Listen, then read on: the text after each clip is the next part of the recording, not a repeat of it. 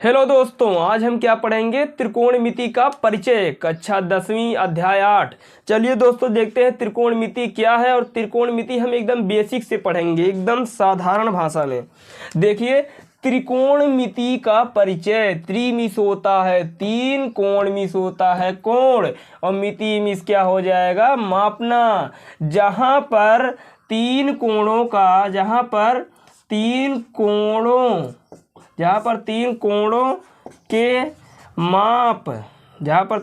के माप की बात की जाए, वहाँ पर क्या हो जाएगा?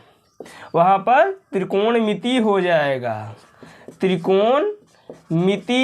त्रिकोणमिति हो जाएगा। दोस्तों क्या हो जाएगा? और फिर से देख लीजिए। त्रिमिस तीन, कोण मिस कोण, मिति मिस मापना। जहाँ पर तीन कोणों के माप की बात की जाए, वहाँ पर त्रिकोणमिति हो जाएगा। तो त्रिकोणमिति का अर्थ समझे आप लोग? त्रिकोणमिति मतलब तीन कोणों का माप ही त्रिकोणमिति कहलाता है। अब इसमें हम चलिए दोस्तों देखते हैं त्रिभुज। इसमें आपको त्रिभुज की आवश्यकता पड़ेगी। त्रिभुज, चलिए दोस्तों क्या देखेंगे? त्रिकोणमिति में हम त्रिभुज पहले देखेंगे। बिना त्रिभुज के त्रिकोणमिति जान लीजिए अधूरा है। पहले आपको त्रिभुज ही सीखना पड़ेगा। तो चलिए दोस्तों त्रिभुज देखते हैं। एक मान लीजिए ये भुजा है, एक ए, और इसको दोनों को मिला देंगे। इसको मान लीजिए हम ए धरते हैं नाम, इसको बी, इसको नाम सी। ये हमारा क्या हो जाता है? लंब। लंब में क्या हो जाएगा? A B. इसको क्या धरेंगे? आधार। इसको क्या कहते हैं? आधार। इसको क्या कहेंगे? BC। और इन दोनों को जो भुजा मिलाती है उसे हम क्या कहते हैं? कर्ण। आप लोगों ने कक्षा 9, 6, 7 में पढ़ा जरूर होगा। जो भुजा लंबवत होती है उसे हम लंब कहते हैं, जो भुजा क्षैतिज होती है उसे हम आधार कहते हैं। इन दोनों भुजाओं को जो मिलाती है उसे हम क्या कहते हैं? कर्ण कहते हैं। तो देखिए दोस्तों एक बार फिर से ध्यान से देखिए। त्रिभुज किसे कहते हैं? पहले त्रिभुज को ही समझ लीजिए। त्रिमिस हो जाएगा। इसको देखिए, त्रिधन भुज। त्रिमिस क्या होता है? तीन। त्रिमिस तीन, भुजमिस भुजाएं। ध्यान से देखिएगा, बहुत सिंपल है एकदम। त्रिमिस तीन, भुजमिस भुजाएं। जहाँ पर तीन भुजाएं होती हैं, जैसे देखिए एक भुजा ये, जहाँ पर तीन भुजाएं होती है उसी को हम त्रिभुज कहते हैं। क्या कहते हैं? उसी को हम त्रिभुज कहते हैं। जैसे अभी इसको बोलना होगा तो त्रिभुज इसको क्या बोलेंगे? जैसे देखिए, इसको बोलेंगे त्रिभुज ABC। त्रिभुज में कितनी भुजाएं हैं? ABC। और त्रिभुज में और एक चीज जोड़ लीजिएगा, जहाँ पर तीन भुजाएं और तीन कोण होते हैं। जहाँ पर तीन भुजाएं प्लस कोण की संख्या कितनी होती है? तीन। जहाँ पर तीन भुजाएं और तीन कोण होती है उसी को हम त्रिभुज कहते हैं। अब इसमें हम लोगों को क्या पढ़ना है? त्रिकोणमिति का तत्व के बारे में जानेंगे। त्रिकोणमिति तत्व में क्या क्या जानेंगे? चलिए दोस्तों देखते हैं। पहला जो है वो क्या है? साइन। दूसरा जो है कॉस है। इसके बाद टैन है। क्या है? टैन है। इसके बाद देखिए कॉट। इसके बाद सेक, फिर कॉसेक। अब इसमें एक चीज और आता होगा, आप लोगों ने ध्यान तो दिया ही होगा। इसे हम क्या कहते हैं? थीटा। क्या? थीटा। अब सवाल ये उठता है, थीटा हम लोग किसे कहेंगे? अगर पूछ लिया कोई आपसे थीटा किसे कहते हैं, तो ध्यान से देखिए। पहले जान लीजिए, इसमें एक चीज और आया होगा। जैसे देखिए कोण लिखा गया है ना, कोण किसे कहते हैं? तो ध्यान से देखिए, दो रेखाएं हैं। जैसे एक रेखा ए है, एक रेखा ए है। इन दोनों रेखाओं के झुकाव को ही हम क्या कहते हैं? कोण कहते हैं। क्या कहते हैं? कोण कहते हैं। दो रेखाओं के झुकाव को ही हम कोण कहते हैं। और जो कोण बनता है उसे हम क्या मानते हैं? थीटा। क्या मानते हैं? थीटा। तो यही है। साइन थीटा पढ़ेंगे, कॉस थीटा पढ़ेंगे, टैन थीटा पढ़ेंगे, कॉट थीटा पढ़ेंगे, सेक थीटा पढ़ेंगे, कॉसेक थीटा पढ़ेंगे। क्या पढ़ेंगे? Cosec theta. चलिए दोस्तों देखते हैं। और इसमें जो इसका टेबल बनता है, चलिए दोस्तों इसका पहले हम टेबल देखेंगे। बिना टेबल देखते हैं त्रिकोणमिति सारणी। त्रिकोणमिति एकदम सारणी अगर आप याद कर लेते हैं, मैं कहता हूँ त्रिकोणमिति का आधा सवाल तो वैसे ही हल हो जाएगा। त्रिकोणमिति एक सारणी जो है एकदम बहुत ही बेसिक से याद कराना आपको सिखाऊंगा। चलिए दोस्तों देखिए, मान लेते हैं थीटा जो इसका कोण है ये क्या है? ए है। इसका जो कोण है ए है। तो 0 अंश, 30 अंश, 45 अंश और 60 अंश और 90 अंश दिया गया है।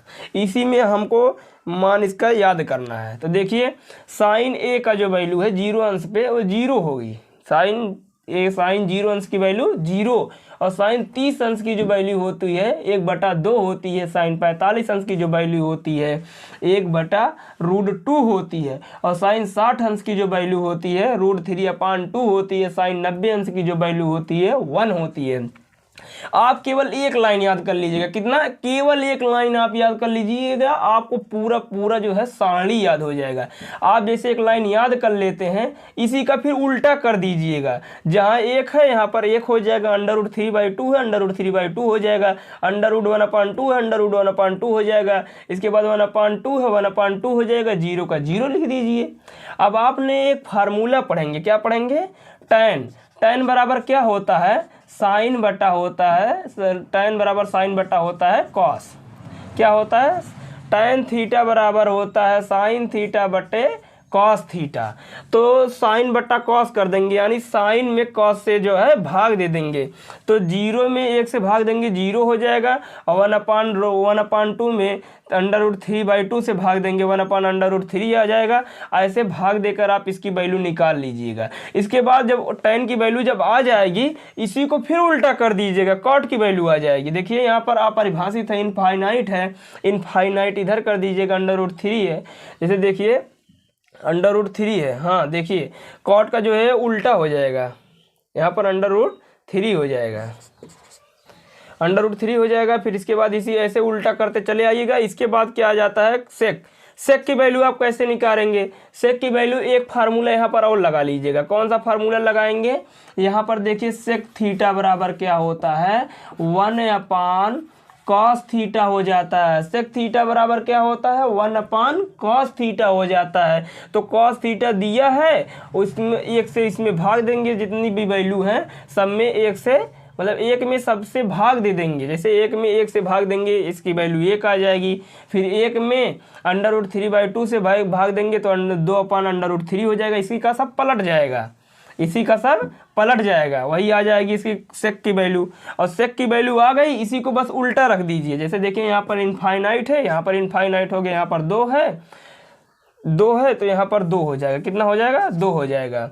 इसके बाद देखिए यहाँ पर जैसे देखिए कॉसेक की वैल्यू, एक मिनट दोस्तों, यहाँ पर मिस्टेकिंग हो गया, ध्यान से देखिएगा। यहाँ पर √3 है, इसे रहने दीजिए।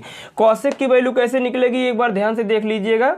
कॉसेक की वैल्यू ही देखिए, साइन जो होता है साइन थीटा बराबर क्या होता है, कॉसेक की वैल्यू, जैसे कॉसेक की जो वैल्यू होती है वो क्या होती है, 1/sin थीटा होती है। कॉसेक थीटा बराबर क्या होता है, 1/sin थीटा होता है। तो 1/sin थीटा, जैसे अभी सेक की वैल्यू आप निकाल रहे हैं 1/cos थीटा, तो वैसे ये भी हो जाएगा। इसी में जब साइन में एक, जैसे 1/0 से भाग देंगे तो ये अपरिभाषित हो जाएगा। फिर 1/2 से भाग देंगे तो यहाँ पर क्या हो जाएगा, 2 हो जाएगा। क्या हो जाएगा, 2 हो जाएगा। और देखिए फिर यहाँ पर जब फिर 1/2 तो √2 हो जाएगा यहाँ पर। इसके बाद फिर देखिए फिर ऐसे आपको भाग दे देना, केवल कुछ नहीं करना है। यही 3 फार्मूला आपको याद करना पड़ेगा। इसको याद करने के लिए क्या, tan थीटा बराबर होता है साइन थीटा बटा कॉस थीटा, और सेक थीटा बराबर क्या होता है, 1/cos थीटा। और इसके बाद कॉसेक थीटा बराबर क्या होता है, 1/sin थीटा। यही केवल 3 फार्मूला आप याद कर लीजिएगा, आपका त्रिकोणमिति सारणी याद हो जाएगा। चलिए दोस्तों, इसके कुछ बेसिक फार्मूले होते हैं, चलिए दोस्तों उसको भी देख लेते हैं। तो देखते हैं त्रिकोणमिति का बेसिक फार्मूला। बेसिक फार्मूले में क्या कौन कौन फार्मूले आ जाएंगे, ये देखिए क्या है, त्रिभुज। क्या है, त्रिभुज ABC। ये क्या हो जाएगा, लंब। ये क्या हो जाएगा, आधार। ये कर्ण हो जाएगा। ये लंब, आधार और कर्ण। तो इसमें 3 फार्मूले बनेंगे, 3 दूना 6 फार्मूले। देखिए कौन कौन सा, एक हो जाएगा साइन। साइन बराबर क्या हो जाता है, साइन ए बराबर क्या हो जाएगा, लंब बटा, इसको देखिए एक फार्मूला याद कर लेंगे, क्या, लाल, लाल बटा कक्का। देखिए साइन का है, ये देखिए कॉस का है, ये देखिए टैन का है। इसी का जब आप उल्टा कर देंगे तो इस कोसेक का हो जाएगा, ये सेक का हो जाएगा, ये कॉट का हो जाएगा। चलिए दोस्तों देखते हैं पहले साइन थीटा का। तो साइन थीटा बराबर क्या हो जाएगा, लंब बटा, इसी में देखिए यल में होता है लंब, के मीन्स कर्ण, लंब बटा हो जाएगा कर्ण, लंब बटा क्या हो जाएगा कर्ण। इसके बाद कॉस का देख लीजिए, कॉस थीटा बराबर क्या हो जाएगा, कॉस थीटा बराबर होता है आधार, आधार आधार बटा कर्ण, आधार बटा कर्ण। और टैन का क्या हो जाएगा, लंब बटा आधार, टैन थीटा बराबर क्या हो जाएगा, लंब बटा आधार, लंब बटा आधार। यही आप याद कर लीजिएगा, बस आपको 6 के 6 याद हो जाएंगे, बस इसी का उल्टा करते चले जाइए। अब कर्ण बटा जो लंब हो जाएगा वो कोसेक का हो जाएगा, और जो कर्ण बटा आधार हो जाएगा वो कॉस का हो, मतलब सेक का हो जाएगा, और जो आधार बटा लंब हो जाएगा वो किसका हो जाएगा, कॉट का हो जाएगा। आप केवल यही बेसिक, आप इसे भी अगर नहीं याद कर पा रहे हैं तो केवल इतना याद कर लीजिएगा लाल बटा कक्का।